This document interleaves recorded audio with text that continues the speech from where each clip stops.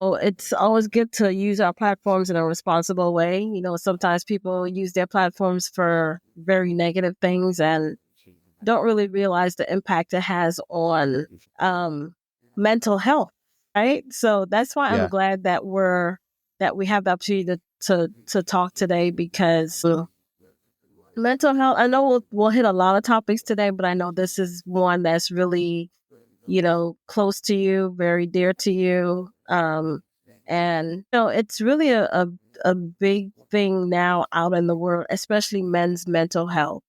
Um, and so I'm really excited to really get into it with you today. And I know you have a lot to say. Now, Anthony, I was just going to introduce you. Who better to introduce themselves? Right. I won't do it justice. If you want to, just talk a little bit about who you are, your background a little bit, and, we could just jump right in. It sounds good. So, I'm Anthony Charpentier. You can find me on social media. All that stuff is going to be LinkedIn. I'm a personal trainer. I'm in fitness and health industry. Overall, it's not just overall like physical fitness. I like to talk about mental health, our emotional health, psychological health, how those really impact our lives. Um, from a small town in North Carolina, uh, grew up there. Then I joined the military, and then I went basically all over the place. Enjoyed those endeavors. Um, got out and had a very interesting life. I'm writing a book, my memoirs about. So looking forward to finishing that up. And, I really, really just fell in love with overall physical fitness and health and going and learning as much as possible because it changed my life Mm. whenever I was an alcoholic and an addict. So overall, personally, it saved my life. Therefore, I became part of something you know, that really helped me overall in I guess it would be recovery, even though I don't look at it as recovery because it's a lifestyle now. So I don't Mhm. really look at it as Yeah. necessarily a recovery, issue. It's just, now I get to help other people and do the things that I love and monetize it. And I met a lot of wonderful people and it's enjoyable. So basically, it's just been one of those experiences that it never stops giving. You give to people consistently. Even what people don't know about personal training, I'll just go into it. What people don't know about personal training is you get very intimate with your clients. Mhm. They'll talk to you about their family structure, their struggles. They'll talk to you about their financial security, or if they've had substance abuse issues, they'll talk to you about their children. It just, whenever you become a personal trainer, you become like a mini psychologist. Like it Yeah. becomes a therapy session Yeah. for those people because they're literally they're sitting there or they're exercising physically, which secretes different hormones into your body that make you feel good. And then you're getting kind of, you- you're getting really, really close to them physically to show them different movement patterns and biomechanics on top of, other things. And they feel more comfortable with you because once you reach that level of comfort where you're actually close in the same quarters, they're they they open up to you and you get to learn a lot. And Mhm. you take those things and you think about it in your mind in your off time and you reflect on potentiality like of what you've experienced similar to theirs. And if it's something that you can use internally to reflect as an introspective tool, or if it's just happens to be a little bit of just, I just, BSing back and forth and just being normal people. But that is the one thing about the fitness industry is you get really intimate with your clients because you build trust with them because they're trusting you with their body in nutritional sciences, Mhm. biomechanics, changing their lifestyle. Especially if you get somebody who's overweight, like really, really overweight and has the potentiality and the genes to, have coronary heart disease and things like Mhm. this. So you put in a lot of effort with those individuals, and they show their gratitude, and they give you a lot of knowledge about what they do and who they are as humans, and it's very interesting. So I love what I do. I love impacting the community. Like I was talking on the podcast last night, I'm into communal efforts overall. Yeah. Whatever is going to build the community better, stronger, to make us better people, because the ultimate goal from what pretty much any religious ideology is to create a utopic society. So it could be almost every single religion: do unto others as you would have done unto you. That's kind of the golden rule, right? Mm-hmm. So Right. if you're being a good person to everybody and all of us thought the same way, a utopic society would be that, do unto others as you'd have done unto you, which would be wellness overall, um, without You talking know, about religious ideologies. So, yeah. But I love your perspective on the role of fitness in our lives, but particularly in your life, because you have really an amazing story. And I know we probably won't go into too much detail about that, obviously, because I know you're working on right. some projects that are coming up. But the role that fitness played in your recovery also had a major impact on your mental health. Yes. Mental health, especially when we talk about men's mental health, that's kind of taboo, right? Or it has been. But now there's this real spaces being created for us to really focus on men's mental health, because people, we know society put all of these expectations on men to be a certain image, to perform a certain way, to act a certain way in society. And that is a lot of pressure, right? Mhm.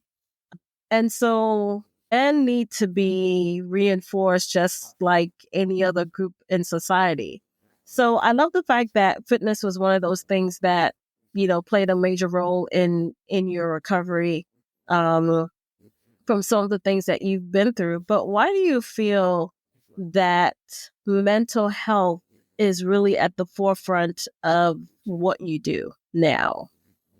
So, as you aforementioned, society standards and the social construct, going all the way back to Henry David Thoreau, talks about how we have contracts with each other um, through society and the standardization of society, dating all the way back to the beginning of our our country.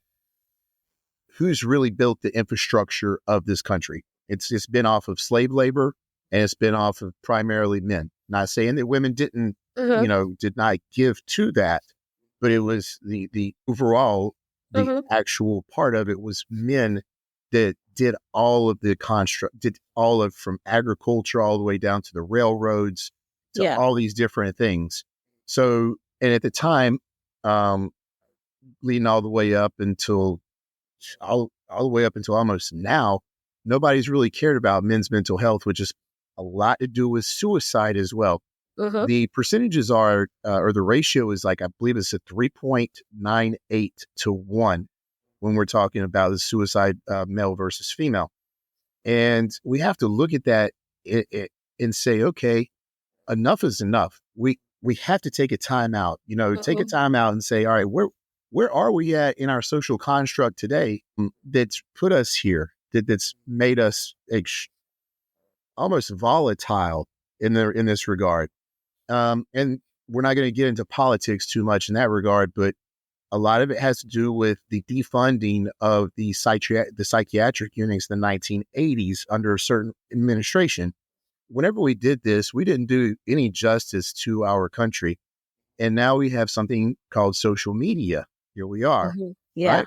Yeah. So, and it puts a lot of pressure on men hearing these different things. And we're going from relationships to our work environment, Mm-hmm. even our spiritual advising. All these things are complex in nature, but they're all intertwined as well and synergistic to each other of who we are, in our DNA. So to me, mental health and addiction and going through these different phases of our life, it's imperative that we really look at where we are in our psychological health and emotional health. If we don't take care of these, then what can happen is suicide. What can happen is a deterioration of your family lifestyle. Like I said, I'm very communal, and I'm cognizant of this because I've lived it before. So, and I didn't want to be in that continuous turmoil and circle that drives us to be, not Yeah. not conducive to our communal effort to be utopic, right? To be Right. loving, benevolent, altruistic, all Yep. these things that really what we're trying to do in society. So suicide, and then being a military member and having brothers and sisters to commit suicide, Yeah. it becomes extremely intimate at that point, because I know, as well as you, we've known a lot of individuals Yeah. that conduct this action because of the lack of resources or the lack of hope, and just reaching those edges, those ledges that they can't seem to get off of. And it impacts everyone from family to friends, coworkers, spiritual advisors, everybody gets impacted by a suicide. So this is and since we have a 3.1 or 3.98 to 1 ratio, men have to be able to open up and become vulnerable to other people, and with Yeah. the social construct that was originally made all the way back in the day, we have to evolve that mindset and change it to where, hey, you can't make resources to where men can Yeah. open up and become vulnerable to these individuals. And I'll be You honest know with you. what? Go ahead. Yeah, want to say too that I love the connection that you made to um even the slavery era, that this is, men's mental health or just a mental health issue, it's generational too. So you've had this thing that has not been addressed through all of these generations, through all of these decades. Through, and I think that's cause society to see men, in a particular way, right? Because it's just not talked about. Men are supposed to be strong. Men are supposed to be, the protector. Yes, but emotional has just not been one of those things. Um, some people may say, well, a man showed emotion is a sign of weakness, which we know is not a truth, right? A complete lie. But the connection that you made to, even how it started then, and really, when we really think about it, has never really been addressed in a major way. The fact that you're using this just one of these things that you're good at, fitness, to make that connection to you're not just building the body, but you're building the mind too. And you're creating a space for your clients to be open with you. You get to know them. You get to, be a layer of support, especially for men. I think that's really huge, that men just need that space, whether it's with other men or, they just need that space where they can say, okay, you know, um, I can really be free to work on myself, or really be free to say, what, I need help. Um, so I love that even, you just in your world, making this effort to, help put something in that salad bowl is what Yeah. I call it, of society, to, create that space, especially for men to um be able to. And I know you don't just train men, you have, men and women, you have a lot of different clients. And but I love that connection that you made, and how you're using fitness as one tool to create a space for, for people to just have a layer of support as it relates to mental health. Um, and I think you were saying, the social construct. You want to talk more about that? Well, it, I would love to talk more about it. It goes into a rabbit hole of philosophy. Well, So we're gonna keep it straight. yeah, but Henry David Thoreau, he was one of those originators of the social construct. Walt Whitman as well. Of Yep. we're talking just individuals where their belief system and how we have the indescribable social construct between each other of between nobility and respect to each other, between as humans and in nature overall. So, Yeah. but Henry David Thoreau and the social construct, it really talks. He really goes in depth about it. It is exactly of what we deem in society of a nonverbal communication that us as humans are going to interact with each other with the mindset of respect and dignity. It also goes into, without getting into like opinionated whatever, that in a patriarchal society, men have a certain role. In that in Yeah. that certain role, we are providers, protectors, we're security elements, we're individuals Mm-hmm. that are required to do certain things, whether we like it or not. Because we have that, that the certain chromosome, and then women have the other chromosome, and then basically they have a social construct that's different than ours, other than Yeah. the ones that are consistent, such as respect and dignity, unity, benevolence, altruism, Mm-hmm. were all the positive aspects. Um, so to me, as a man, what I believe in my system of belief in my occupation, that I can take all of this and put it together synergistically, would be, what am I doing for my fellow human? And am I always here to help other people? Of course, there's Yeah. going to be times when we're going to do what? We're going to be a little selfish with our time. We're going to do what we need to Well, do. yeah. However, though, what is my overall goal? What is my overall intent? And in the military, we Mm-hmm. have something called our commander's intent and our end state. What is my Yeah. end state in life? My end state is to always now to positively impact society the best way that I know how, whether it's Mm-hmm. through talking like this, or if it's through physical fitness, or if it's through like supplementation with my company, if it's through biochemistry, if it's, no matter what it is, taking people and pushing them to different resources outside of me that are, subject matter experts of whatever it might be that they need. Um, am I doing that? Am I being right to people? And it Yeah. doesn't necessarily, because I'm gonna be honest with you, there's not a lot of people, not everybody is going to be able to come up to me and me give them the best advice, period. Yeah. Like, that's just the way it is.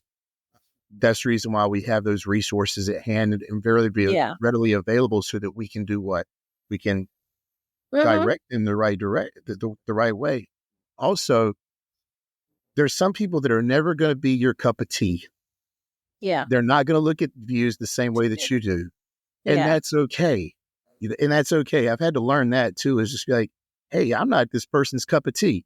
You know what? I might have rubbed them the wrong way with the way that I speak, my tone and inflection, or if they don't like me personally because of my hair color. Like, there's a lot of things that can turn people off about you and you don't even realize. And that's Yeah. okay. But as long as I'm trying to do what I can by being righteous to them, Yeah.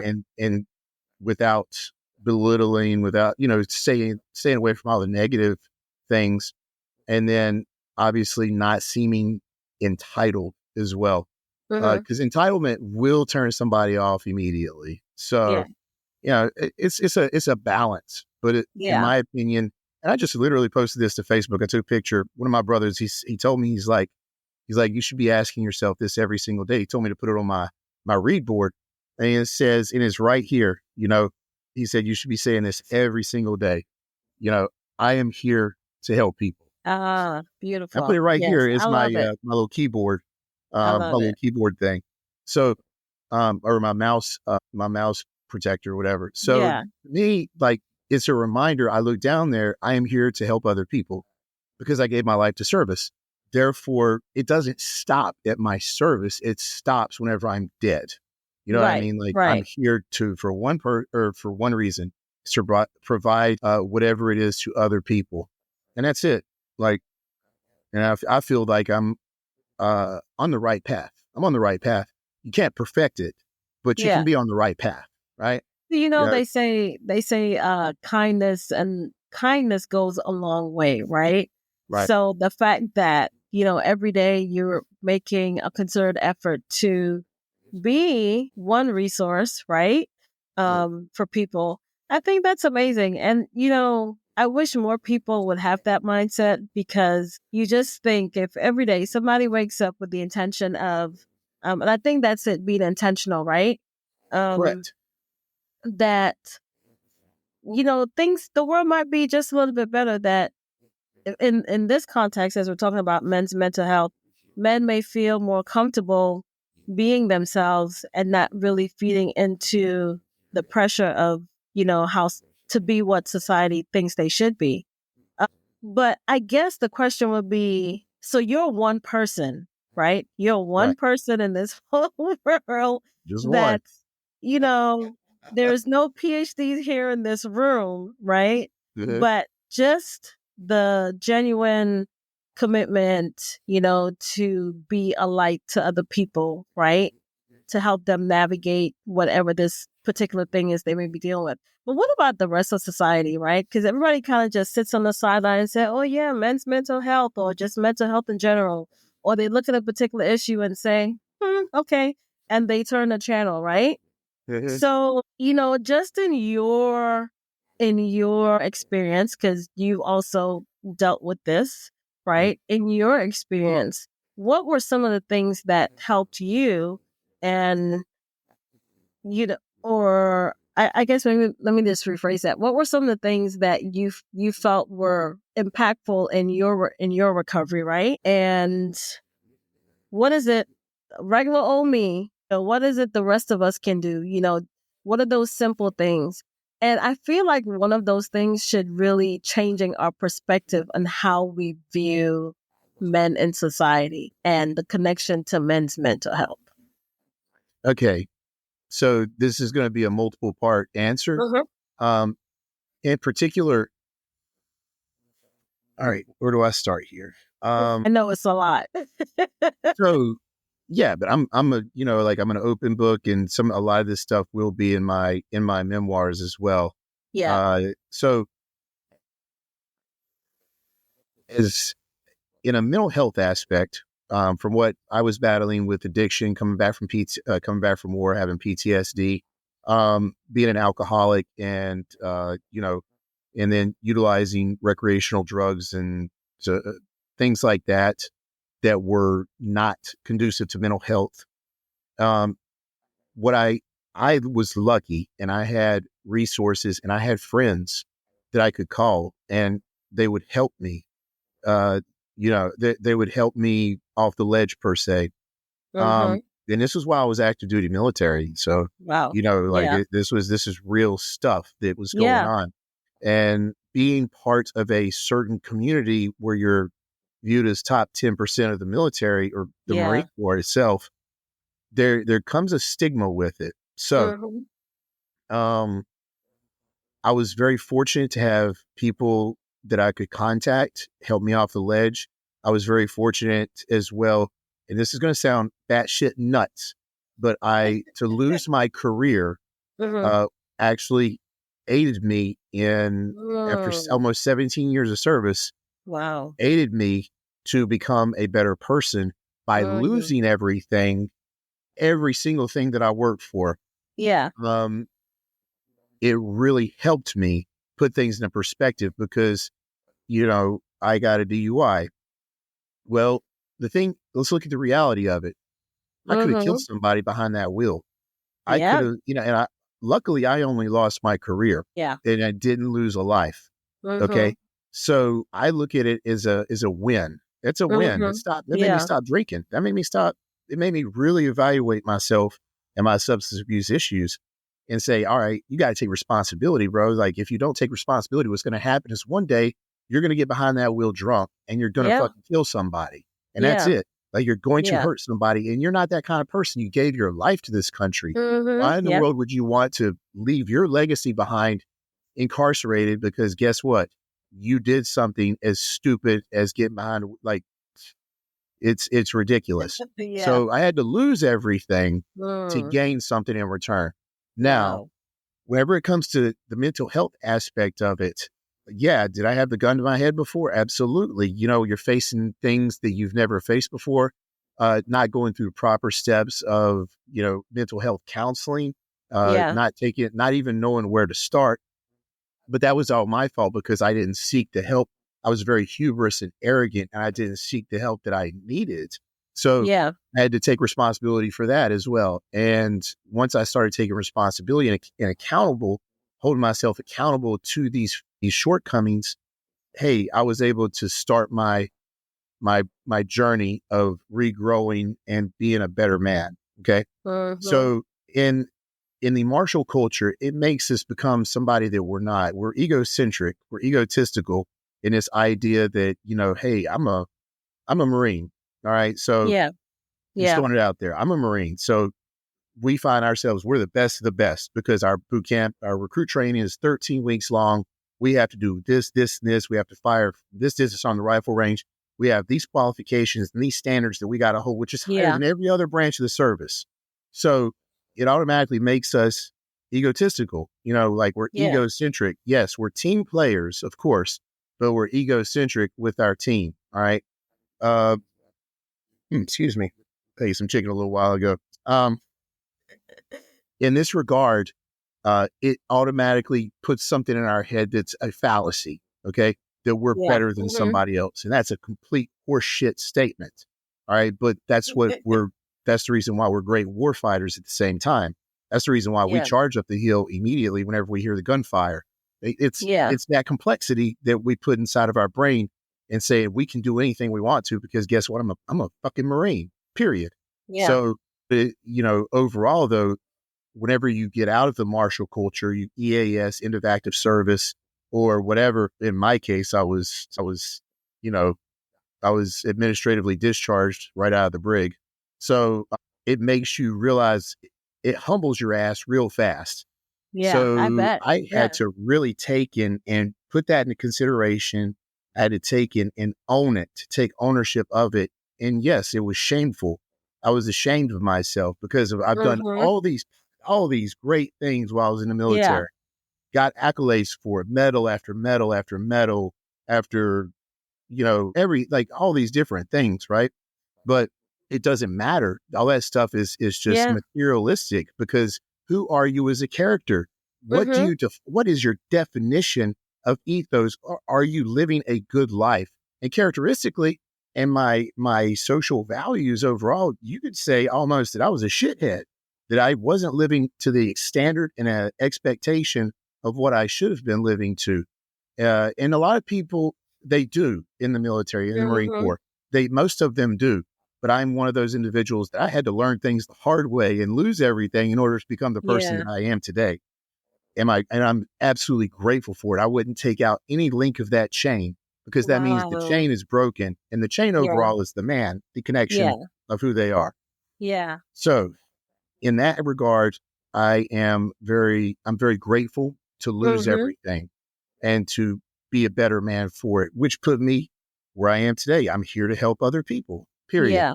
Um, now, the other a part of your question as well as I believe was What can, little old me, society, yes, what you can I know, do? Here's the yeah. great thing about this is I can we have social media platforms that allow us to get our voice out through podcasts, through live instruction, live videos, Mm-hmm. live streaming, all these different great things and tools that we can utilize. YouTube, Instagram, X, Thread, Facebook, Zoom. Like there's just all these different Mm-hmm. forms that we can utilize to get our voice out there so that we can help other people. Now, here's the coolest part though. Every single one of us are different and every one of us have been programmed differently in our life. Yeah. This goes to, as we were talking about, and you aforementioned slave labor. It Mm-hmm. goes to transgenerational DNA, like Mm-hmm. how many generations back of the trauma has accrued, and every in every social aspect and what has happened and evolved through these generations. So, and this is carried into our DNA, and a lot of people are not cognizant of this. I have a friend, his name is Joseph Latham. He wrote a book on it. As a matter of fact, it's called Transgenerational Resilience. So you can check it out, Transgenerational Resilience by Dr. Joseph Latham. And he goes into depth about our DNA and about how this relates to society today. And the way that I think about it is, how do we change our, we'll say, damaged, or our DNA that has this trauma, and make it stronger to the next generation of people? And to me, it becomes part of what you do in order to actually, whenever you're passing on your DNA through your offspring, to be a better person and to change that. Our cells, without getting into too much biology, our cells mutate consistently.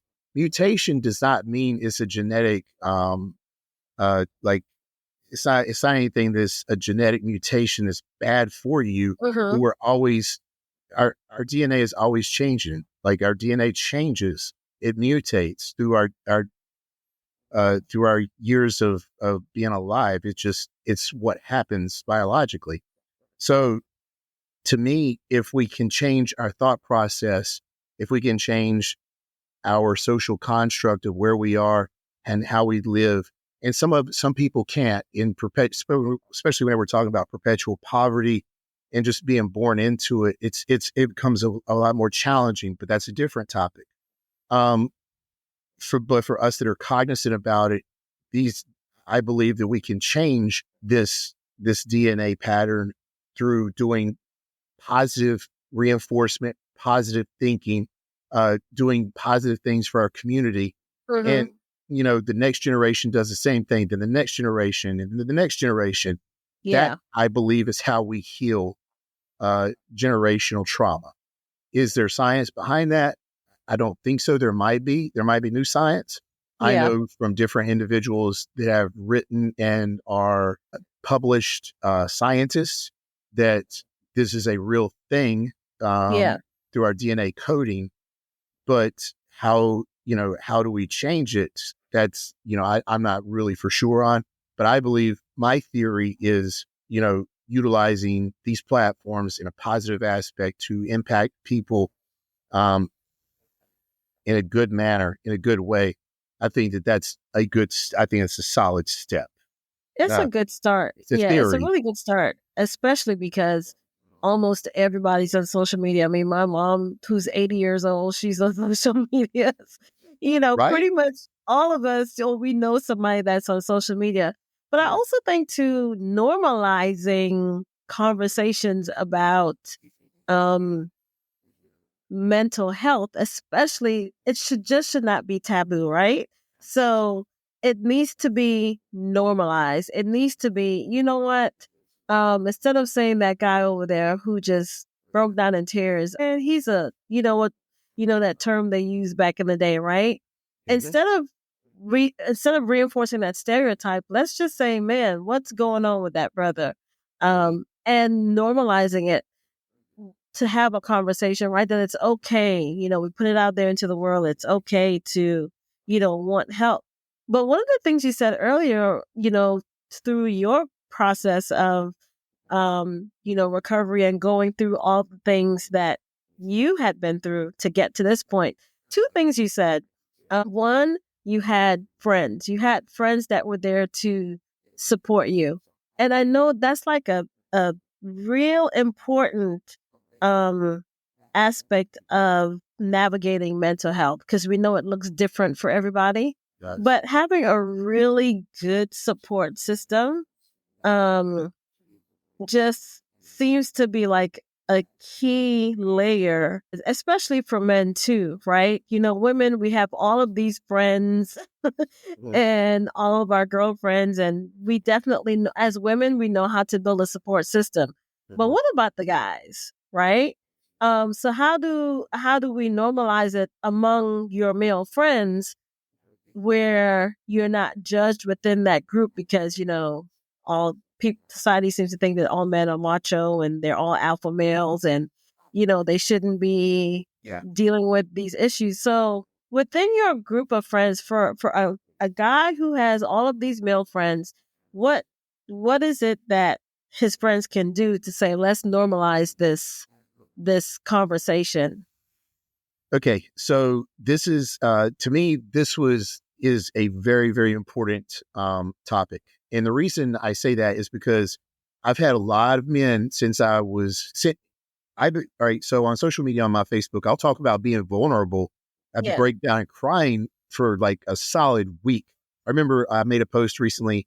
I said I've cried more this week than I have in the past. I think it was like 2 years of my life Yeah, I because saw it. I remember. I was opening up different parts of my life for to be vulnerable. The Mm-hmm. amount of feedback that I received from Messenger was elating. It was just Mm-hmm. like, wow, I didn't realize that I touched Yeah. this many men. It wasn't women, it was men that reached out to me. Wow. It Yeah. was men, and they were like, bro, keep going, don't Yeah. stop. So I get a little emotional about this too, because Yeah. it's like, whew, it's a eye opener to say, you know what? I literally I found the key. I found the code, right? It's like Yeah. if one person opens up, then my messenger Mm-hmm. blows up, and it's just like I got all these men that I served with that have these Yeah. different feelings, and they're like, bro, just I've had this before. So Wow. to me, that was very complimentary. That means it humbled me really quick and said, damn, Yeah. like, I didn't know that y'all were struggling. Like, because social media is just a little Yeah. snapshot Yeah. of what we want society to see, not necessarily what's going on in the back of our mind, what's really afflicting us, right? So And a lot of true. times it's Yeah. relationships. Yeah, most of the time it has nothing to do with Yeah. occupations. It's our relationships with our family and our loved ones, right? So, Yeah. but these men reached out to me and they became vulnerable. They started telling me their stories. And to me, that's the code. It's like Yeah. for the social media aspect. Yeah. Obviously, other individuals that you're friends with, like outside of social media, Mm-hmm. and you have their phone number, you have those tough conversations as Yeah. far as how you feeling, how's your life going, how do you feel about this situation, how do you feel about this interpersonal situation, how's your wife, Yeah. are you and your wife, are y'all cohesive, are Yeah. you, these are the questions that sometimes you have to ask.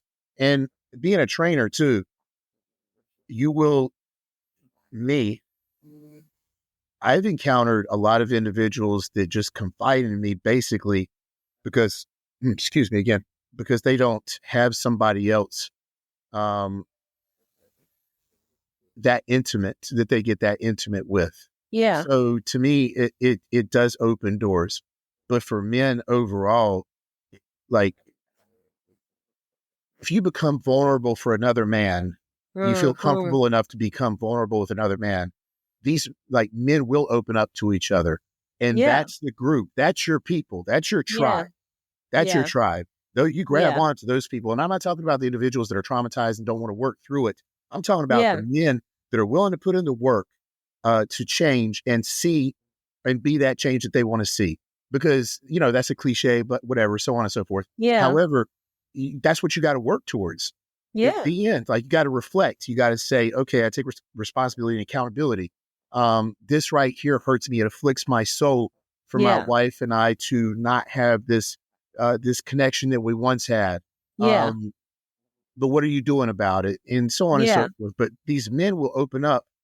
Men will open up to other men whenever they make themselves slightly vulnerable. And they'll say, you know what, brother? I've had that same exact feeling before and it hurts. It Yeah. kills me inside, to know one of my other brothers is going through that. So Yeah. yeah, to be honest with you, that's somebody just has to have the courage to open up and become vulnerable to another man.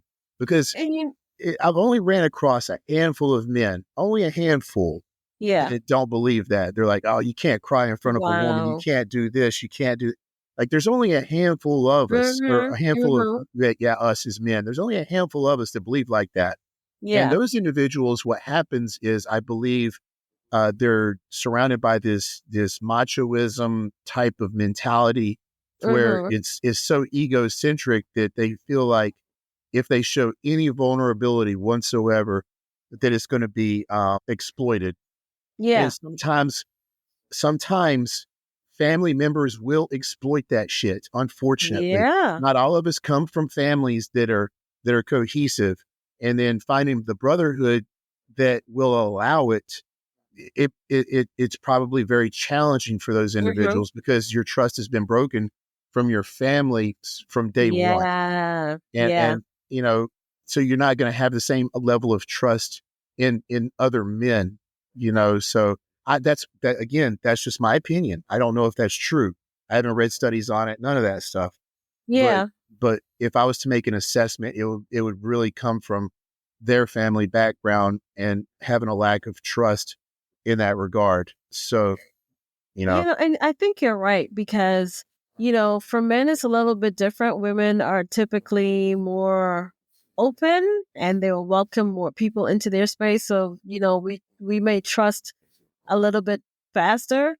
But I think for the men, because number one, they're going against the grain, of what society's perspective, right? Yeah. But nobody really cares about what society thinks, right? Yeah. When you have a man that's, in need, needs help, creating a space for them to be vulnerable is so, so, so important. And two, in that space, those brothers, those other support systems, those other people, they have to build trust. And three, that space has to be an authentic space, right? A space of authenticity, because, it's nothing like, again, for men, it's harder for men to share their real emotions, like that underlying thing that's really causing them, whatever it is they're going through. It's really hard for men to do that. But I think men would be more open to it if they receive number one, love, that there's a space for them where they can, really talk about the real issues, because you're right. He's talking about it while the brother over there, he's going through it or been through it and realizing, whoa, okay, there's some, we're talking about things that affect us all.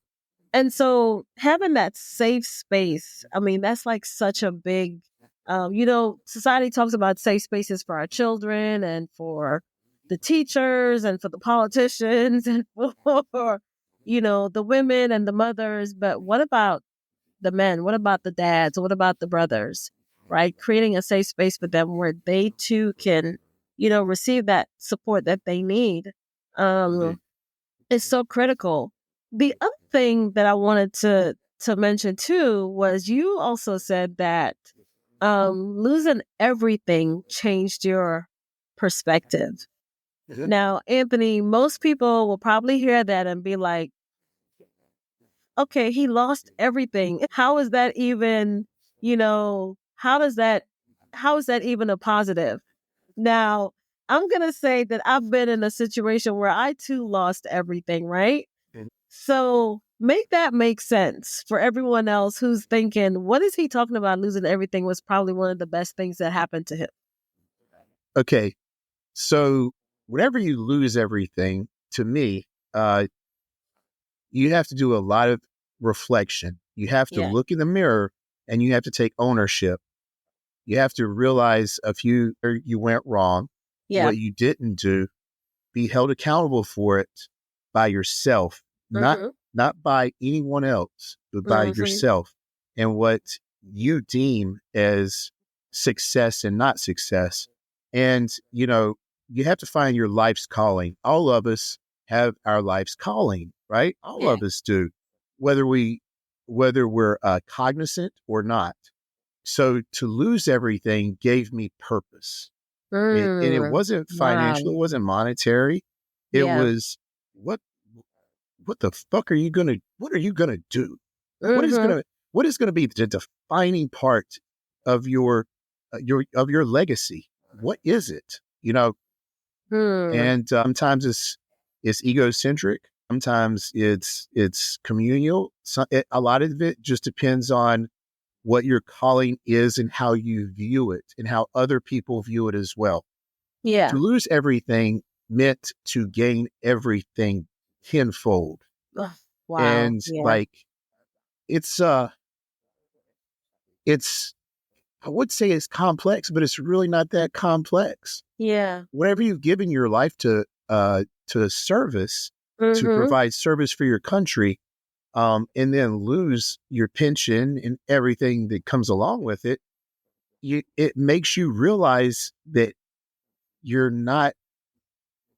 really not that important. So lose the narcissistic character.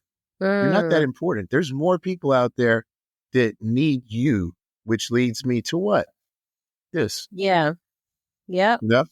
So what am I doing for society and what can I give back? And that became my calling. Of course, at the time, I had no idea because I'm going through it like, man, I ain't got no money. I'm homeless. I'm living I'm living in my storage unit. You know what I'm Yeah. saying? Like, you're just like, you lose everything. I'm talking about losing everything except for my Yeah. storage unit. I had $150 a month to pay my storage unit. So, showering at the gym, Yeah. getting one meal in, having to ride a bicycle every day. And I'm 34 years old at the time. Like, it makes Yeah. it makes you really think about where you went in your life, where you went wrong, and what can you do better. So to me, it was a calling. It was literally, I don't put religious ideologies in this. It was more like, Yeah. hey man, like, what is the next step of your life? Because you can't commit suicide. That's, how shameful is that? You're wasting yourself because of what? Because of monetary loss? Like, come on, bro. Like, money comes, money goes, right? So you're not. No, that's the wrong answer. Yeah. And again, it goes all the way back to my support group. There was a man who was there with me one time. He took me to a church, and I was in San Clemente, California. This is whenever I lost everything. And he was a friend of mine from 1st Battalion, 3rd Marines. Good man. I'm not going to mention names. Good man. Knew I was struggling. He took me under his wing, and he's like, here, man, you can do better. Like, here's a way, not the way, but a way of looking at yourself and being a better person overall. And I went to some meetings with him, and he showed me a different way. And I'm very, very grateful. I'll never forget him. Him and I still keep in contact to this day. He's a good man. He took me and he showed me, he's like, there's a better way. And then I was able to relocate, because for me, part of change is also relocating your geographical location. Yeah. So your memories are left in the past, and you can move forward with your life. I could move forward with my life outside of where I was at. So to me, losing everything made me the man that I am today. So I couldn't be any more grateful. Personally, I can't be any more grateful than what I am. Like, I would have never learned my lesson to stop drinking had I not got the DUI and lost everything. Wow. I might have still been drinking today. I might not even be doing what I'm doing today to help other people. I might be, Lord knows, I might be fucking dead. You know what I'm saying? Like, we don't know, but this is what put me on the right path. So I got to be grateful. And plus, again, having a support system and then people seeing your potential. It's not just having those people. You got to show some potential also. Like, you got to have some type of potential for somebody to want to be around you. What can they learn from you? What is their growth and development? Are your ideas aligned? Is your character aligned? Are your values? Where are your values at? Are they aligned? And luckily, today it led me to my tribe of where I am today, because all of my brothers, we have the same value-based system. Be Yeah. honest, don't cheat, don't lie, Yeah. don't steal, try to be good to other people, uh, do what you can to help other people, within reason, of course. Yeah. Um, be respectful to others, and try to be as respectful as you can to their opinion, even if it differs from yours. But we generally have the brothers that I have today. We have the same values. We have the same ideology. We care about Yeah. other people, and we have a lot of the same characteristics too. We talk to each other intellectually. We don't demean each other at all, because we're men. Yeah. And we also hold each other to a standard. If Mm-hmm. somebody's not being held to that standard, we tell them, hey. And sometimes I believe in this aspect, men will sometimes fail in by not holding their brother to a standard. For instance, I'm going to say this and I'm going to get off of it real fast because it can go a long ways. You're As far as good. like the cheating idea is concerned, whenever Yeah. I was married the first time, this is the only time I ever cheated in my life. Mm-hmm. I cheated on my first wife. And, that was, to me, that was one of the biggest mistakes I ever made, because it didn't align with who I was to start with. Right. Yeah. But I also, whenever men should not, if your value system is to not cheat on your wife, to not cheat on your girlfriend, things like that, Mm-hmm. then I also believe that you should hold that man to a standard and say, if he's trying to talk to another woman or get a little bit more, whatever, affirmation outside of his Yeah. marriage, Yeah. you got to put him in place, bro. Like, to me, Mm-hmm. what is that? There's a saying, birds with the That's, same feathers flock together, something like that. yeah. Yeah, Yeah. you think I want to be like that? No, I don't want Yeah. to be. Hey, no. Like, no, pluck those feathers. You got to pluck them. You know what I mean? Yeah. So none of my friends do that stuff, and I'm grateful for that, because I'd call them out on it. I wouldn't be like on social media calling them out on it, but I'd say, listen, Yeah. brother, like, I don't know what you're doing, but it ain't right. So, That's right. and I'm gonna get off that topic, but that's just to me, that's a very important topic, because I hear it so much on social media from women that, men cheat. Well, statistics say that it's both that really It's cheat. both sides do it. But I Yeah. love that, within your group or within your tribe, because we all need a tribe. And it's nice to hear a man say, hey, my tribe, we hold each other accountable. And I think sometimes if more of that happens, within our tribes, especially for brothers, women are quick to give other women advice. But for a man to call a brother out, one on one, to say, what are you doing? you know, Keeping them accountable and, being a good example will probably prevent them from getting into situations that can wreck their whole life, that can wreck Mhm. their families, that can send them down this path of, having these mental issues. So even something so small, we can see the domino effect of, if you see that brother's doing something that's, you can't you could, like they say, you can bring a horse to water, but you can't make him drink it, Yeah. right? Yeah, you can tell him till he's blue in the face, bro, you have a beautiful, loving wife at home. What are you doing? And he still chooses to do his own thing. That's on him. But I love the fact that, you all are open enough to say, yo, that ain't right. What are you doing? And I think more of that needs to happen. But what I do love, though, about you, Anthony, is how you view your story, right? So the little bit of the experience of your experience that you shared, most people that would have just completely taken them out, right? They could still be dealing with the negative residual effects of, going through something, that traumatic, losing everything and having to start over. But I love how you see your story, because you got to a point where, God, okay, I've lost everything. What am I going to do now? And one of the things that stood out to me is you talked about, and I'm paraphrasing, about doing the work, right? Yes. making people want to be around you, making people want to help you. So people don't really think about that. Everybody wants to have a pity party. Whoa, it's me. It's this. Um,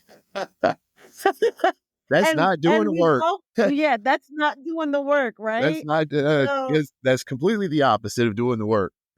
yeah, exactly. But you did the work. You were like, man, and that opened up the opportunities for people to be there for you. Um, and so I love how you feel like your story was that thing that needed to happen. It's almost like, and I love that you're living with gratitude for it, for that experience, because, it really could have gone a whole different way. But you just took that moment and, with all humility and said, okay, you know what? Here we go. Let's go. There's a song that I love by Fantasia. She sings it based on a different story about a love, right? Mhm. But I just love the phrase, you have to lose to win. Um, and that is so, so true, Yes, right? absolutely. Yeah, you have to lose to win. And, that's one of the things that sometimes when we look at loss in our lives or loss of a relationship or a job, it's like, man, I wish I was in this situation, but what is the positive? Sometimes we just had to go through it to get to the place that we want to be. And I love that your experience catapulted you to this point. And I know we talked briefly about, as we were preparing for the show, that you were working on your memoir. And I am so excited about the stories that you have to tell because it's Yeah. gonna be awesome. So let's just talk a little bit about that. Let's just, Mm, share what you want to share about it. sure. I know it's, you're kind of you're a little guarded with it, and that's understandable. But Right. let's just talk about that a little bit. Your new book that you're working on. Okay. So, without disclosing a lot of information, um, so I've had a very interesting life. I've been to war. I, served in the military for almost 17 years. I come from a small Mm-hmm. town in North Carolina, very value-based system as far as our military, very conservative ideology. Mm-hmm. Um, I really enjoyed my childhood. I have a nuclear family, mother, father, sister, that stayed together and has stayed together. We've just, I live in a different state. My sister lives in a different state. My mom and dad, they live in the same state I grew up in. So but my story is about a whole bunch of naivety, Mm, and uh-huh. hubrisness. Um, and what really led me there was, I'll just be honest with you, being from a small town and not understanding the complexities of our social construct, especially in the city core. Mhm. Because, being a small town boy, you're, you're, I witnessed a lot of things, but there was a lot of things that I didn't witness also. Yeah. Whenever I relocated and went away to different states and lived in California, Hawaii, up in DC, Quantico, like living in all these different places. And now down in Florida, it opened my eyes to a lot of things. My experiences go from an extreme way to another extreme way. Wow. Extreme conservatism and having a roof over your head to being homeless and then going into the adult film industry to make money. Wow. Yeah. So we're going That's from small extreme. town Christian base to Yeah. being a porn star. That's Literally, extreme. like you're talking about two complete different extremes. And Yeah. it's not something that I'm like sitting here proud of, but it's my Mhm. story. So That's your it's story. part of who I am and how I got to be where I'm at and where Mhm. I am today from all of my experiences. And there's a lot of things in between. Yeah. So, the book itself is about resilience. It is literally Mm. about losing everything, having everything to start with, and then losing everything and then regaining more. Like that's the Wow. path that I'm on. It's not monetarily. This isn't monetary. We're talking about uh my tribe of people, gaining a tribe Yeah. of people. being around individuals that can influence others to do positive things. Understanding the dynamics of a romantic relationship, things that I didn't understand before, because I was never really privy to understanding that kind of relationship. Yeah. Everybody thinks they know what love is, and everybody Yeah. thinks they know how to talk love languages, but you Mm-hmm. really, unless you really, really think about it and Yeah. even go to counseling, because I've been to counseling for 16 years now, 16 Yeah. years outside of whenever I went to prison, which is also in Mm-hmm. my book. Mm-hmm. So I had to do the work and understand these different ideas about romance, how to talk to somebody's love language, how to build emotional support, emotional Mm-hmm. security, understanding what the foundation of a true relationship is, how to love a person properly.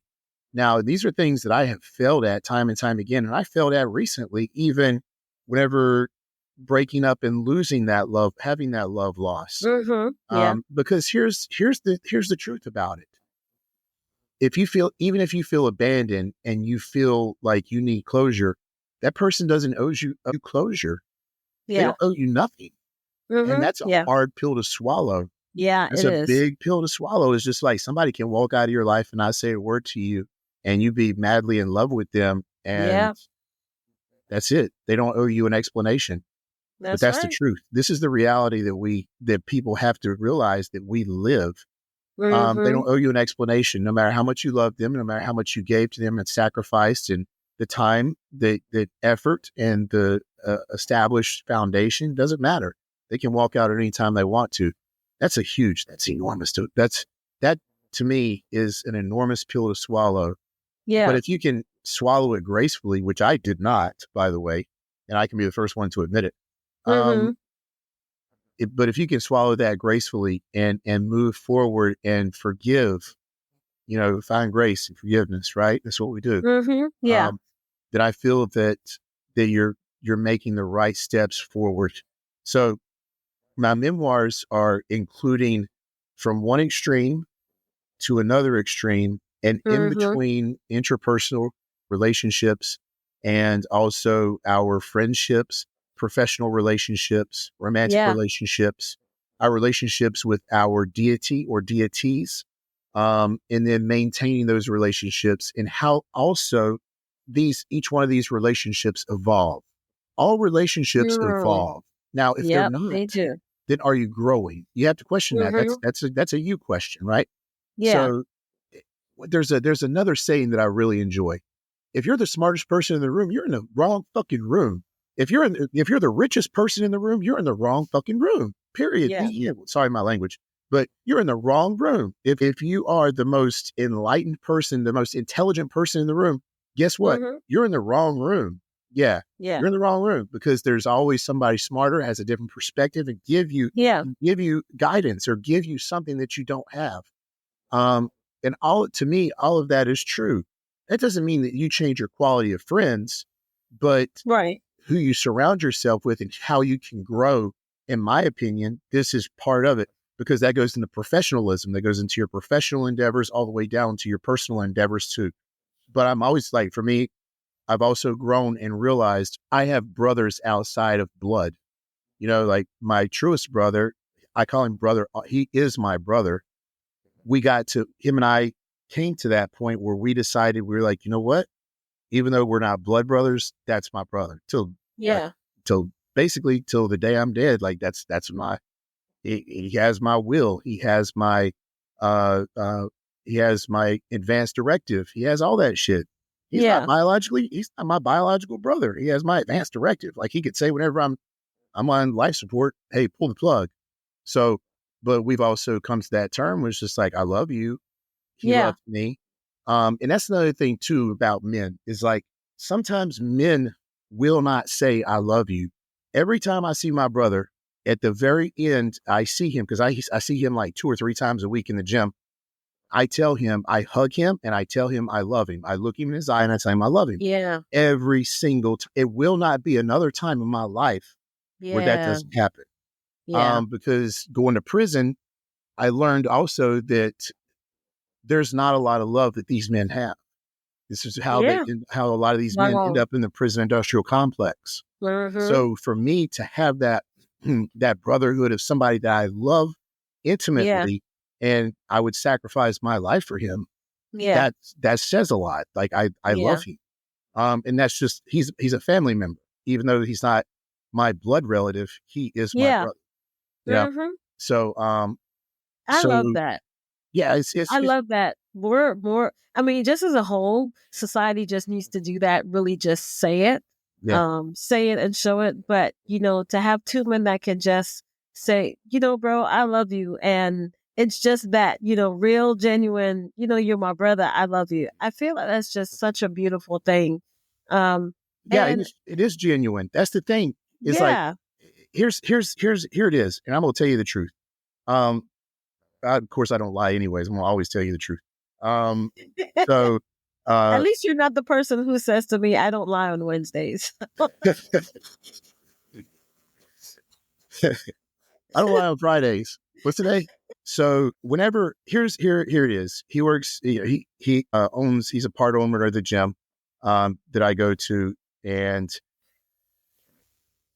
like I said, every time that I leave, we stop. I might be working out. We stop. We hug each other, and we say, "I love you." And I've done it in front of I've done it in front of Yeah.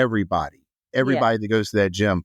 And somebody laughed one time, and I was like, I looked at him, and I was like, and we both stopped and just like we Yeah. looked, and like, yeah, this is what we do.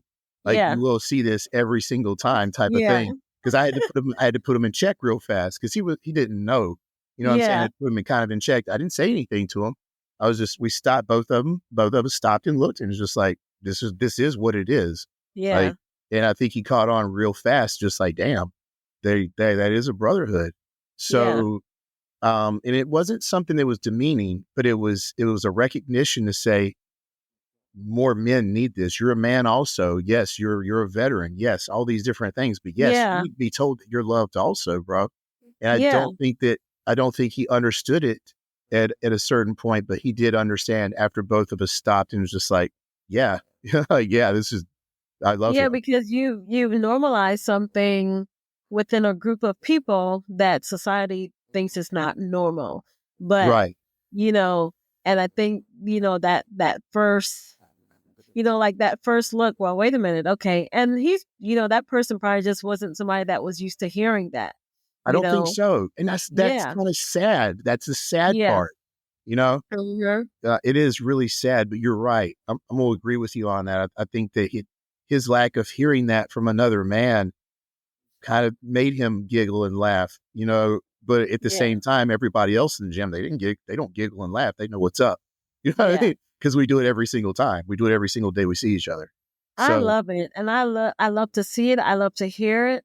And I love that this is just normal for you because, that's you build lifelong friendships off of that. Someone said, yeah, my best friend and I, we've been best friends for 30 years, but we've never told each other we love each other.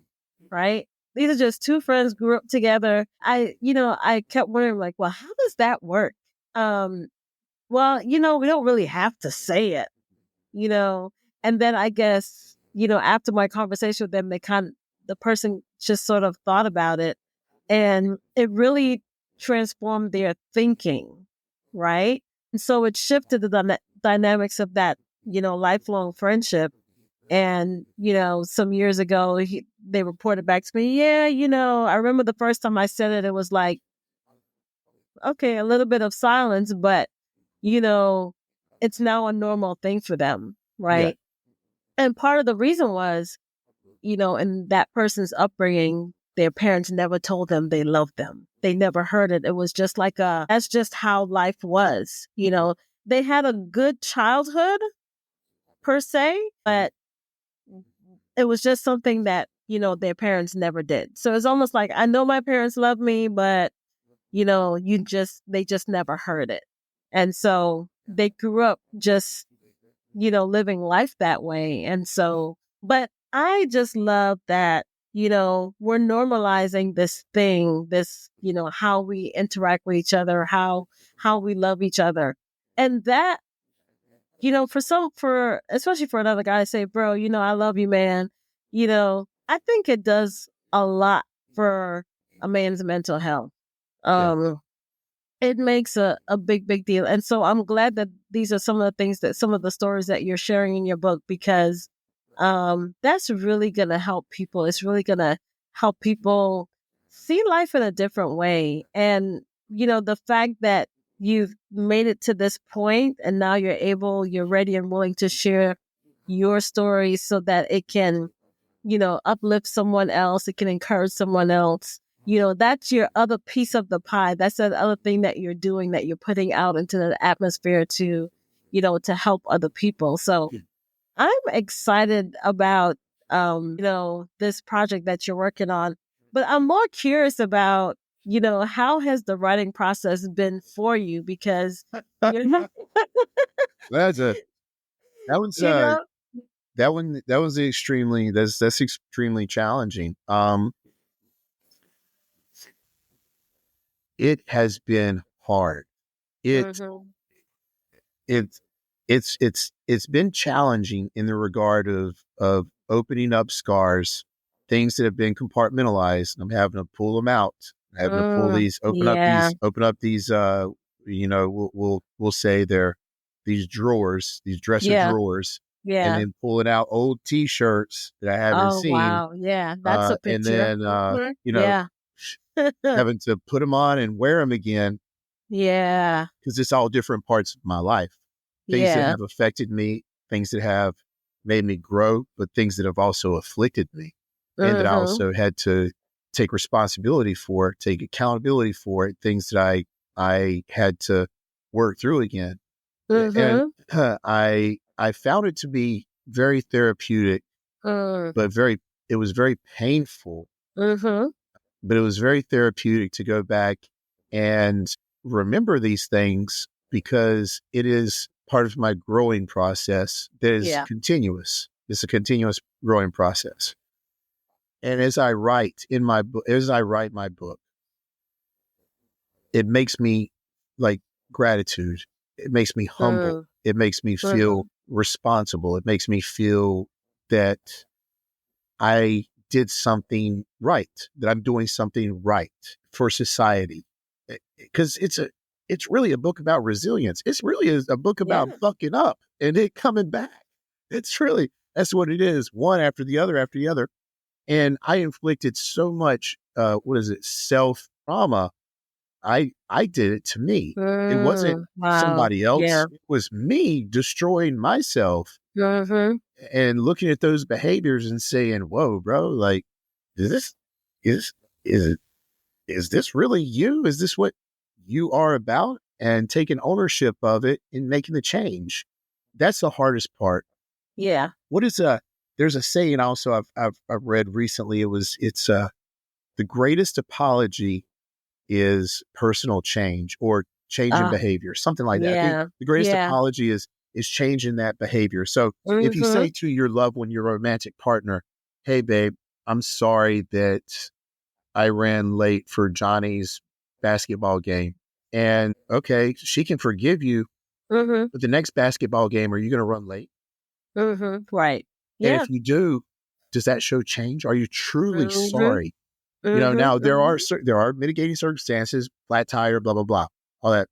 However, though, if you're making it consistent, then are you really changing? Are you really sorry that you missed your son's basketball game? Okay. Yeah.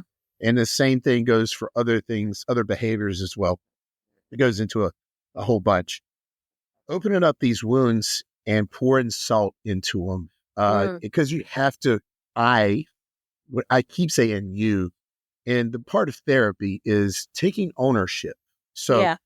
I keep saying you, but it's really I. Okay. So Yeah. I open up these wounds of being an alcoholic, remembering, you know, my drugs that I was doing, the the things that I shouldn't have been doing, but I was doing, pouring salt in my wound to say, Mm. that's you really messed this up right here. That could have been a Yeah. great thing for your life. Reliving it and then having to feel that pain all over again, and then healing from it again and saying, by healing, I took ownership and said, I did that. That's Yeah. me 100%. Yeah. I did these things that damaged my life, that damaged my reputation, things that I have to take ownership of, and then accountability. And I take that shirt off, Mm-hmm. fold it up, and I put it back in the dresser drawer. I relived it. I wrote about it. Yeah. Now, Wow. you know, now let's edit it, make some changes. Your grammar's Yeah. horrible, things like that. And then, hey, and then get it out there. But again, that hurts. It hurt. It Mm-hmm. was Yeah. emotionally challenging, and I didn't realize that I was gonna. I wish I would have asked these questions beforehand to others who Mm-hmm. have written their memoirs, but I didn't. I was hubris because I didn't ask the question. But I didn't. I lacked the knowledge. Uh, they would have told me that, hey, this is going to be hard work. And one in particular, one individual in particular, her name's Kiana Mm. Scott. She's helped me out tremendously. Here's her book, and this is her. Awesome. She's absolutely amazing. If you get the opportunity, pick this book up. This is about her life. It's not about the military. This is about her life. What's it And called? Resilience by Kiana Scott. Awesome. So I only made it to chapter 4 so far. Forgive me, Kiana. Sorry, Q. So, but she has a great story. And if I would have asked her, she would have told me straight up, like, hey, this is going to hurt. Because I sought counseling from her or consultation from her about book writing and stuff. And she told me that it's hard. This is something Yeah. that's very challenging. But I didn't know, and I was hubris, and I was like, I can go do this, and remember, it's going to be fun. Oh, no. Luckily, I have a therapist, and I get to go talk about it and decompress from these things again. Yeah. But you're reliving trauma. You are reliving trauma 100%. And I wish, gosh, I really wish I would have asked some of these questions beforehand. Uh, but I it's love been, the analogy that you used of your writing process specifically of opening those drawers and looking at those old t-shirts. You're unfolding it, you're reliving the time of when you wore that thing, and now okay, now I got to fold it back up because now that's in the past. Fold it back up, put it yeah. back in that drawer, and continue on to this next drawer and unpack these things. I don't know of any writer really whose writing process is sometimes it may be enjoyable, right? But Oh, yeah. there are challenges, right? Because you're really getting to put your thoughts on paper. But Yeah. I guess I wanted to ask you, when as you're writing and you're looking back at these experiences, you're looking back on your life, does it surprise you that you actually made it through those? Maybe I'm not asking the question the right way, but how does it feel now that you're looking back on these experiences and the things that you've gone through in your life? How does that really make you feel now that you're you're out of it? Obviously, there's always be we're all a work in progress, right? Correct. But you know how has it been looking back on some of those situations? Does it make you think like, well, what was I thinking? Or, man, I really made it through. So Or both.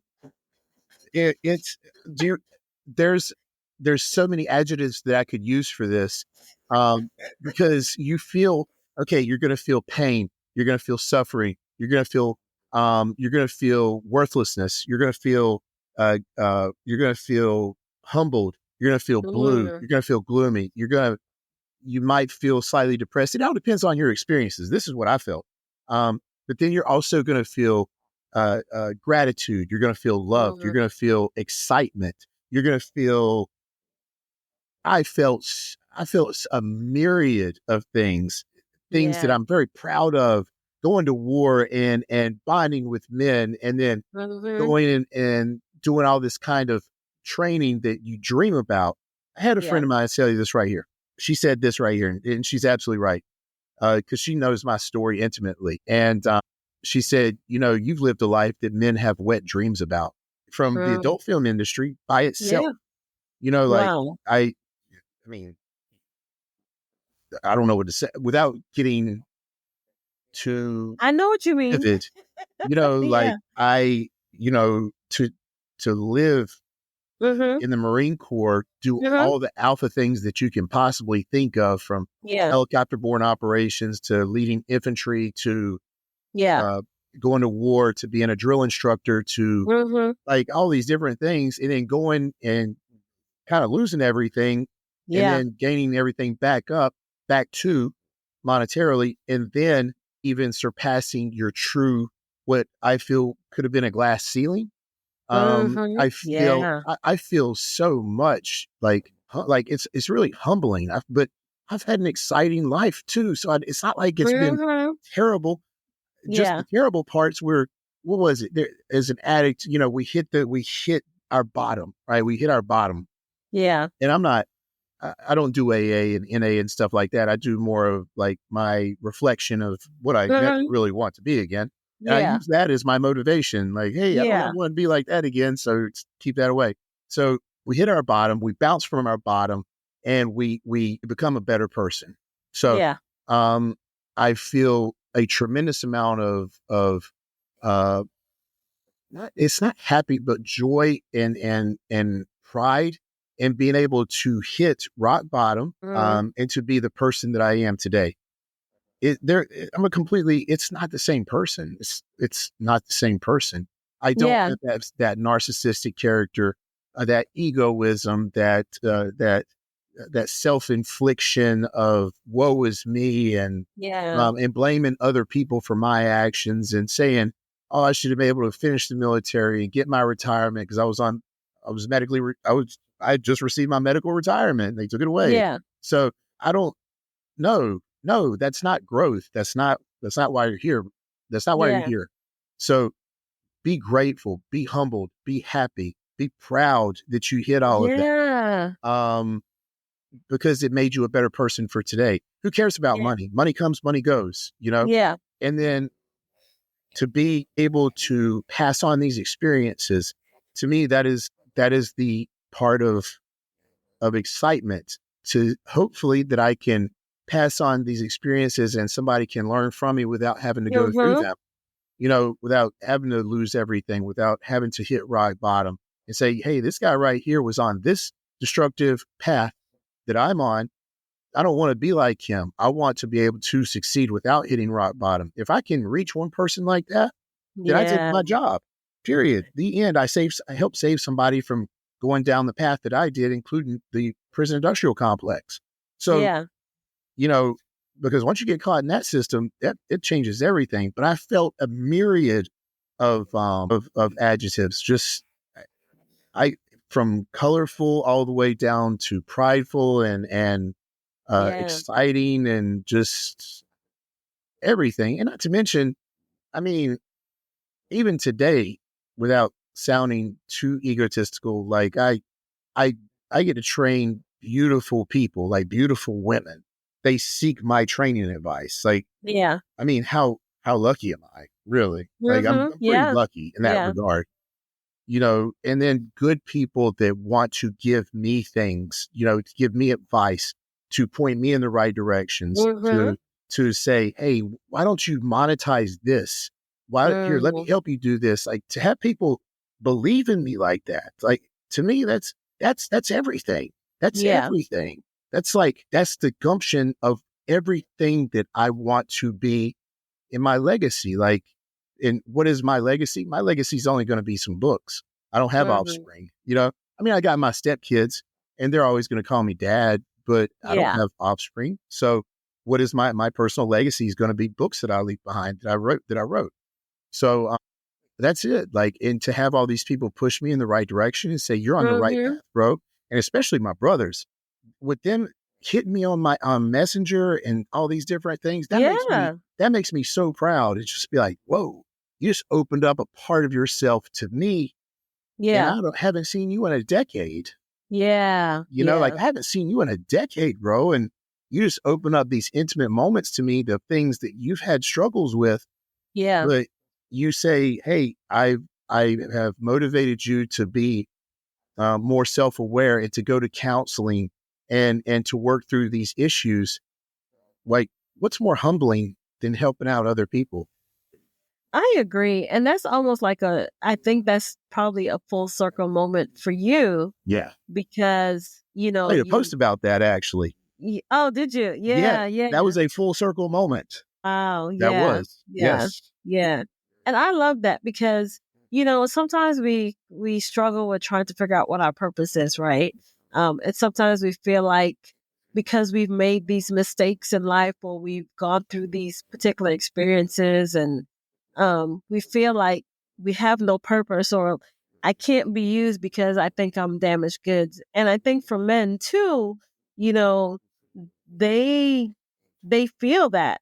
And so, for you being in a place where now that you're writing your memoir and looking back on your life and sharing it with others, creating even on your social media, putting things out there that's real, that's authentic and people will respond to that because that's what people really want is authenticity, right? Authenticity. They want your real Um self.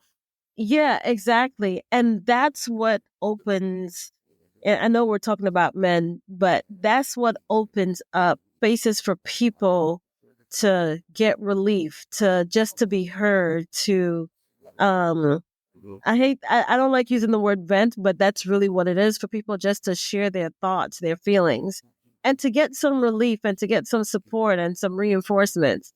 Nobody builds their house on the sand anymore, right?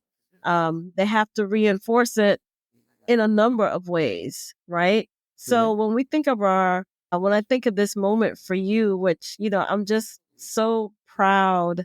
I'm really just proud to know you. I'm glad that we met. I appreciate I that. don't know, was it a Thank year ago, 2 years ago, probably? Yeah, it's been a while. And I follow you on social media. I do. And I think early on, some of those conversations that you had with other people, I'm like, I was ready to jump in and defend you because I understood.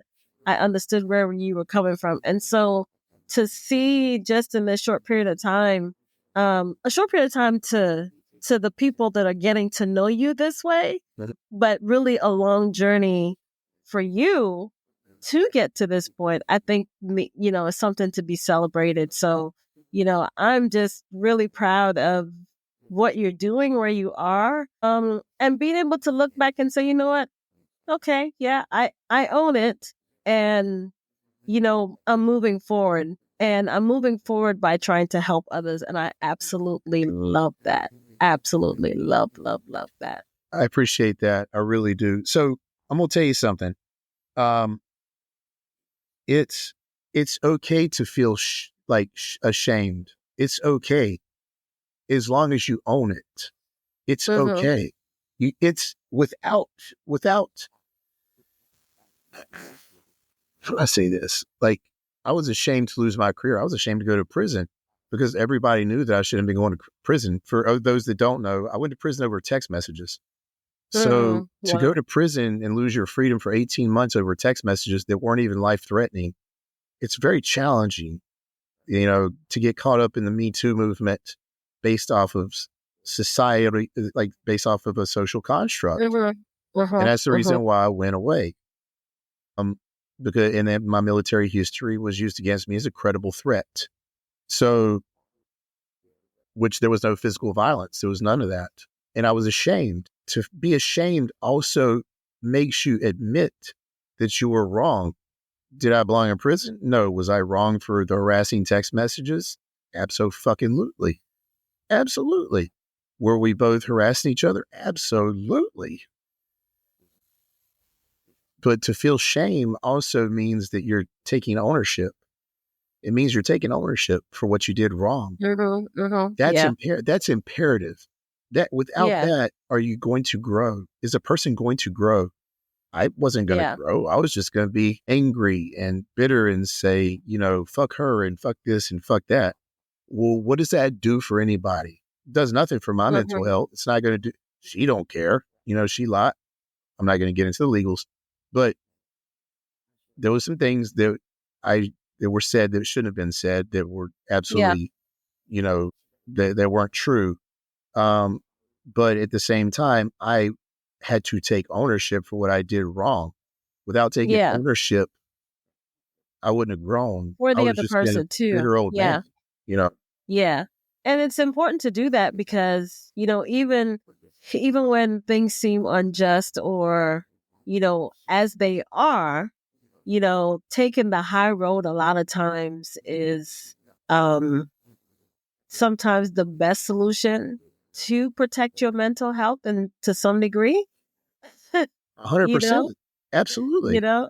Yeah, so I definitely understand that. And it's difficult. It's difficult, but I think when you look back, it was probably the best decision you ever made, just to own your, as they say, I won't say the word, but own your stuff. Oh, okay. I got and you.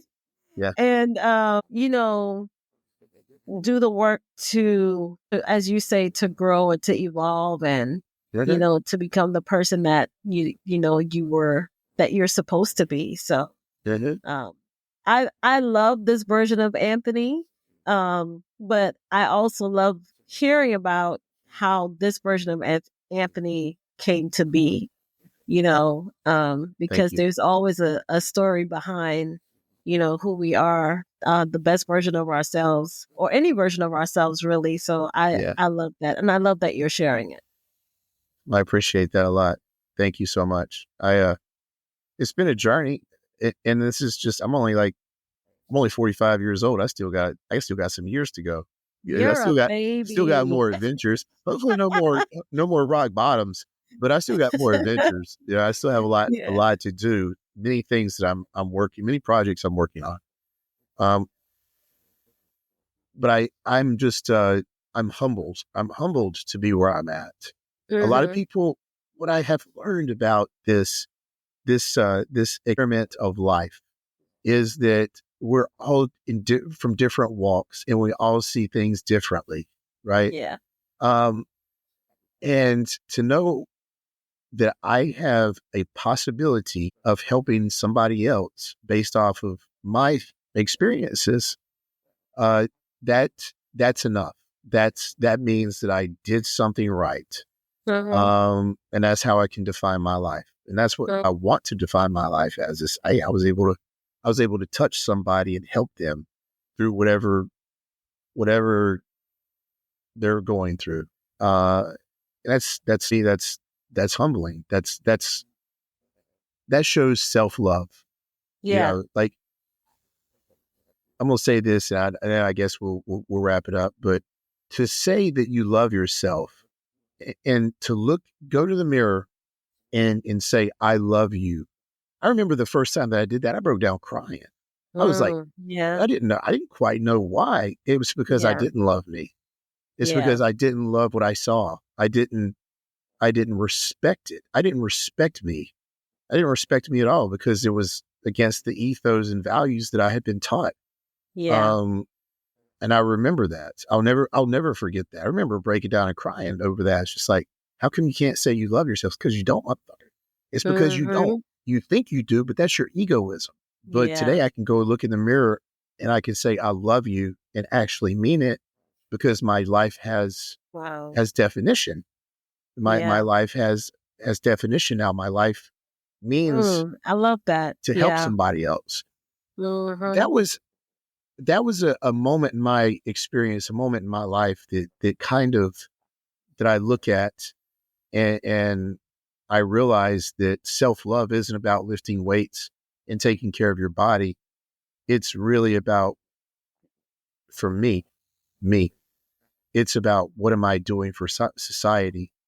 What kind of change can I make to somebody else's life to help improve their life? And that means more than just physical health. It Yeah. means, can I give them strength to carry on to the next day? Yeah. Yeah. And I provide some type of vision to them. Can I show them what real love is? You know, and a lot of people, as you said, like, there are households that nobody says, I love you. Yeah. Um, I think it's imperative for me to stay on this path, continue growing as a person, to continue evolving the best for society standards. But at the same time, growing for myself and always taking care of my mental health, my emotional health, uh, and to find grace and forgive myself for my shortcomings and my Yeah. failures in life, because those failures become your successes if you own them and you change. Yeah. So, I love it. I love it. I like that you describe the love of self as definition. We can see, that song that says we can see clearly now that the rain is gone. oh yeah, absolutely. That's yeah. Uh, You know? uh, oh my gosh. Uh, uh, Back in the 1950s, I think Yeah. 1950s, 1960s. Yeah. So yeah. So, but that's that I'm very fortunate. And also, again, I did have people. I didn't do this all alone. Yeah. I did have people to lean on, Yeah. and I still have people to lean on, and I will always have those individuals to lean on because they've helped me grow and to let me Yeah. see my faults without telling me, hey, like you need to do this, this, and this, because I really hate being told what I got to do. Right? I really Who dislike, does? but they showed me. Here it was like they put the mirror in front of your face and be like, do you see this? Hey Yeah. man, do you see this mirror right here? All right. Yeah. So what don't you like about this vision that you got? Oh, okay. Yeah, that right there. So you Yeah. probably want to change that, right? You probably want to, break down that anger or that temperament that you have. Okay. Yeah. Yeah. Because you're not going to touch as many people if you use that. Yeah. Like they put the mirror in front of your face and be like, all right, you see this? Yeah. Is this something you might want to change? Yeah. Yeah. Especially in therapy. Like I got a great doctor. So, That's but also, awesome. like I said, my brother's there and my support group is there. So they're also there to help guide me and mentor me. I was very fortunate to find these individuals that saw something in me, to aid my progression. Not, I It's love another it. thing too, is men need to really seek out, and I'll always say this, not in a sexist way, men sharpen men to be better. If you Yeah. have the right tools, if those men are the Mhm. right tools to Yeah. help the blade get sharpened, Mhm. they absolutely do. And I think women, because this is the one thing that women have always had right that men didn't, is they leaned on each other in those Yeah. times of duress, Yeah. because it Yeah. was, women's suffrage, for instance. Like it sounds Yeah. absolutely horrific, but they were coming together to Yeah. to be better. So Mhm. women always had this right, but men did not. And Yeah. I feel that if men did, seek out these other, men who you wanted to live the right way, you seek their Mhm. counsel and they're willing to Yeah. help you. Yeah, I think it's beautiful. I think it's absolutely amazing because men sharpen men. Men make men better. Period. In my opinion, this is the way it is. Yeah, I mean, I could be, don't get me wrong. Women push a man harder, and Yeah. especially whenever it's that romantic love in that relationship, women will be that backbone, and they'll push that man to say, especially if she says, "Hey, look at this right here. You can do that. Stop limiting yourself right here. You don't have a glass Mhm. ceiling. Yeah. You can lift yourself higher." That woman can be that source of motivation. But whenever it comes to, the application, that men is going to be the the blade, the sharpener of the blade, Yeah. and that's going to really help him. And that's just my opinion. That's just the way I. And I think that's a valid opinion, but I'm always going to jump in for my sisters too. Okay, of course, Um, no, and you're right. But I think, women were always going to be, if not that first layer of support, right? For absolutely, for our brothers, and I think that that's really important. But also, as women, we also need to create spaces for men to be vulnerable, right? For them to feel that they can confide in us, that they can trust us with yes, their deepest feelings and their deepest thoughts, and knowing that we're not going to use these things against them. Okay, ladies, we need to stop doing that, right? So we need to be, that real, that space of peace and where men can be vulnerable. Now, I'm going to throw this at you, Anthony, before we go, is how would you, in one word or a phrase, how would you describe this season of your life today? It could be a word, a phrase.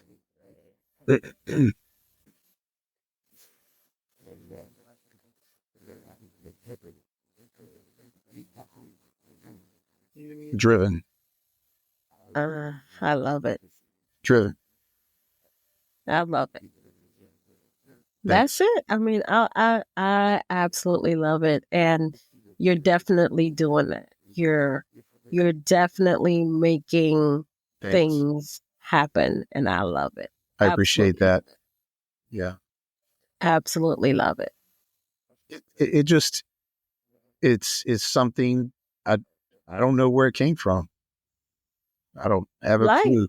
your life, all those things you've been through. I mean, it's fuel, for this next season, and you're definitely tapping into it. But like I said before, what I love is that you're sharing it with the rest of the world, so that people can come through to the other side even better than before. So Right. you're on it, my brother. I love it. Thank you. I really appreciate that. I love it. I love it also. And thank you for having me on. And I can't wait to do another one with you. And it's been wonderful. Absolutely. It's been We gotta absolutely have you back. We gotta have you back. So, Anthony, how can people get in touch with you? Because you're doing fitness. We know that your book is going to be coming out here in the near future. So how can people get in touch with you? Okay, so I have multiple social media platforms. On Facebook, it's Anthony Charpentier. On my Instagram is Anthony.Charpentier Jr. On my thread, it's Anthony.Charpentier Jr. On Xfinity, or not Xfinity, X, the X platform, what used to be Twitter, it's Anthony Charpentier. And on TikTok is Anthony.Charpentier Jr. My email address is, for all of my fitness, is amcjfitness@gmail.com. Say it again, amcjfitness@gmail.com. So if you need a consultation, I always take clients. That's pretty much it. Like that's all my social media platforms. Those are going to be the best. I'm always on social media. I'm always posting my clients. I'm always engaged in social media for the aspect of, hey, this is my livelihood. This is my income, right? So, this is what I do. And plus, I like to show progression of all my clients as well. So to me, that's what I do. This is what I do. So I love what I do. And all of and your that's another clients thing look too. amazing. Like before everything is said and done, I'm very fortunate to fall into an occupation in which I really love. Now, don't get me wrong. I love the military service, but there's a lot of things that I loathe about the military service too. 15 minutes prior, I didn't like some of the standard of conduct and the unprofessional aspect of, you feel like you can yell at me or you're angry because I didn't do something to your standard, not to a Marine Corps standard, but to your standard. So you get to verbally berate me. Now, as a man, that's not exactly like you get punched in the face. Like, you literally get punched in the face for this. So there's some things that I didn't really like about the military, but in the fitness industry, what I really love about it is the fact that it pretty much stays positive. Now, there are some negative Nancy's and stuff, but whenever it comes to me and my clients, pretty much you can ask any of them, they're going to be like, that guy's there for me. He's my coach. That's awesome. Like I text him at 2 a.m. He's texting me at 5 a.m. when he wakes up, or 5:30 or 6, because that's who I am. I'm there to coach you. outside of physical fitness, even though most of it better be about physical fitness. But if you're having some type of issue, personal issue, and you're trying to talk to somebody, I don't, it's not just about physical fitness. It is literally about your mental fitness, your mental awareness, your mental health. So I love, to love what you do, to wake up and love what you do every day is the biggest, it's the biggest accomplishment I've ever had. This is the biggest accomplishment I ever had, is to wake up and love what I do every single day and to enjoy the people that I'm around. That's